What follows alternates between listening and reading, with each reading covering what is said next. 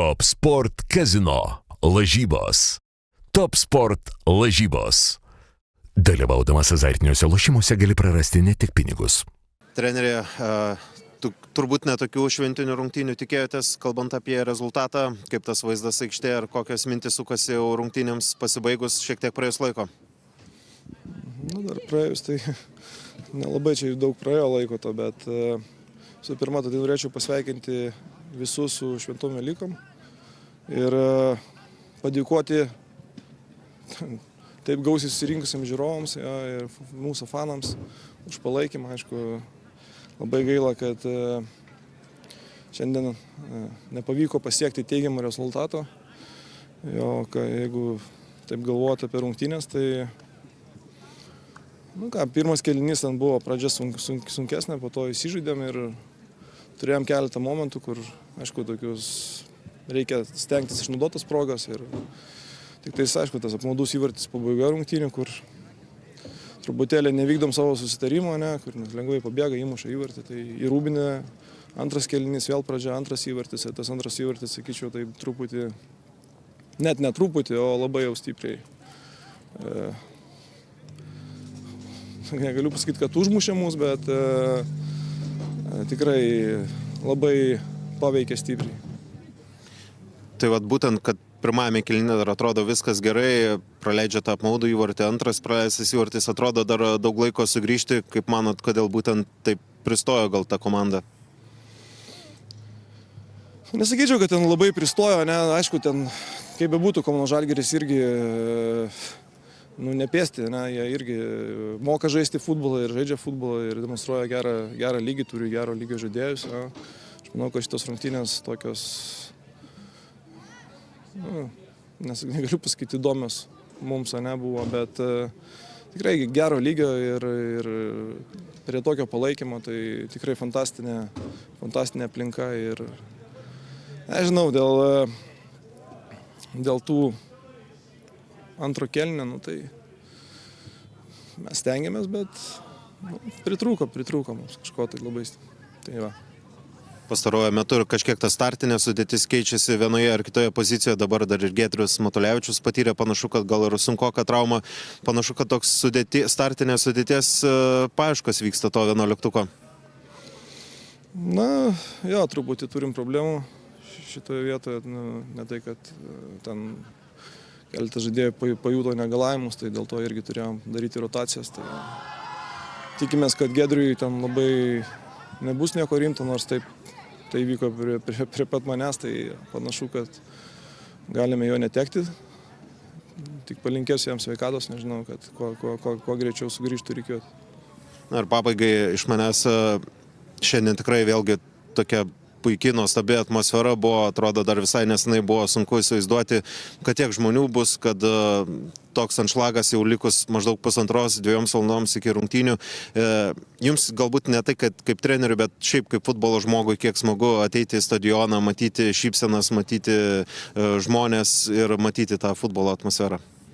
Tai žinoma labai smagu, tai ką sukūrė mūsų, sakykime, backgroundas, klubo, tai tiesiog fantastika, bet sakau, mums ypač man tai labai skaudu yra tai, kad mes neparodome to, ko iš mūsų laukia, tai šitoje vietoje tai truputį labai skaudu. Treneriai, sveikinimai su velykiniais 3 taškais. 3-0 pergalė, sunku buvo tokį rezultatą prognozuoti. Koks būtų jūsų komentaras apie rungtynes? Visų pirma, tai norėčiau padėkoti apskritai visiems atėjusiems žmonėms, nes tokio atmosferoje žaisti tai yra nuostabu iš tikrųjų, tai dedam žingsnius į priekį kaip komanda, žaidėjai ir irgi prideda kokybės kažkokios, pridėtų daugiau kokybės, jeigu žaistų dažniau. Kaip šiandien matėme, pradžia buvo labai sunki ir Žalgiris tikrai gerai žaidė pirmą kėlinį. Ir turėjau momentų, kada galėjau mus nubausti, tai teko truputį pakentėti ir iš tikrųjų įvartis pirmam kėliniui vėlyvas ir antro kėlinio pradžioj ankstyvas labai pakeitė rungtynės visas. Ir mums labai padėjo pertrauką, nes tikrai reikėjo persistatyti, reikėjo įnešti korekcijų ir truputį pakeisti žaidimo stilių pradžią, nes nebuvom gerai pasiruošę pirmam kėliniui. kai Gratas Sirgedas gavo traumą, maždaug tada vyko keitimas ir buvo maždaug 6, 7, 8 minučių atkarpa, kai Vilniaus Žalgiris atrodo taip jūs užspaudė, kad turėjo bent 5, gal 6 neblogas progas, dar keli smūgiai irgi buvo visai neblogi. Tuo metu jau galvojau, bus klausimas, jeigu atsilaikysit, kad ar tai buvo esminis rungtynių momentas, bet dar ir patys įmušėt, ką galbūt per tą atkarpą pamatėt iš savo komandos, kas nepavyko, būtent kai varžovai buvo užspaudę. Aš kaip ir minėjau, pradžia buvo sunki, jie mums primetė savo žaidimą, atrodo pirmos 2-3 minutės visai energingos buvo, atrodo neblogai, ėjom į pačias rungtynės, bet po to Vilnius tikrai mums primetė savo taktiką, mes nesugebėjome prisitaikyti prie jų ir labai reikėjo pertraukos.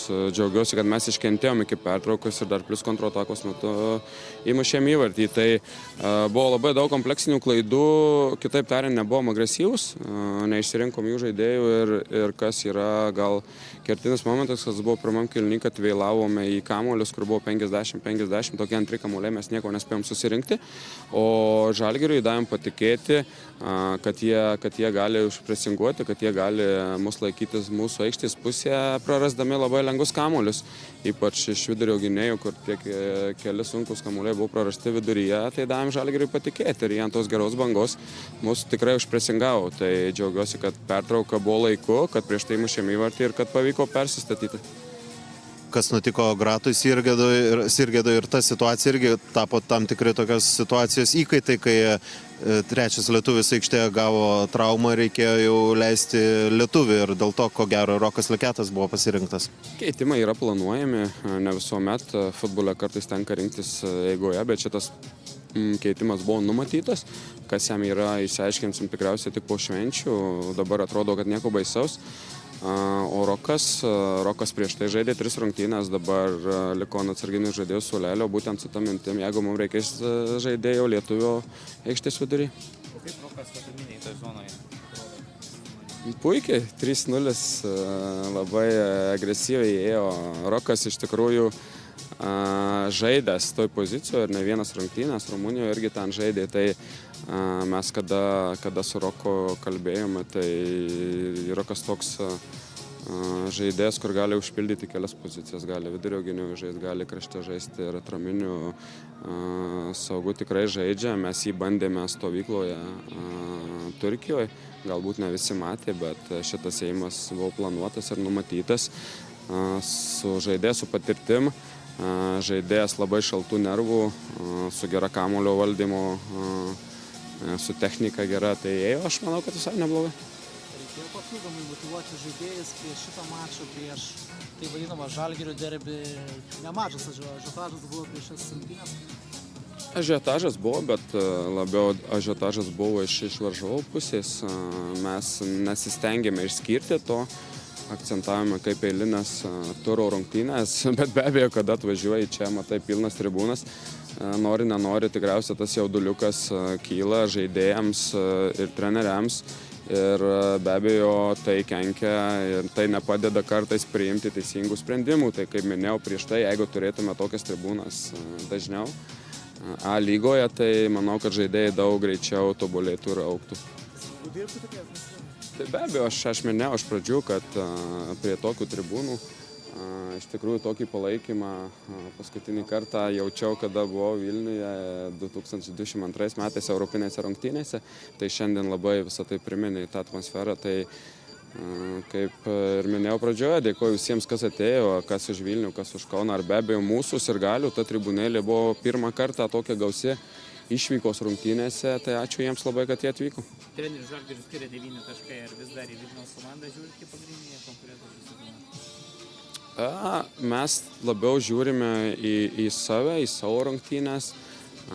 Nežinau, kaip Džiugas sužaidė, iš tikrųjų laimėjau, tai jie antri dabar tikriausiai taip.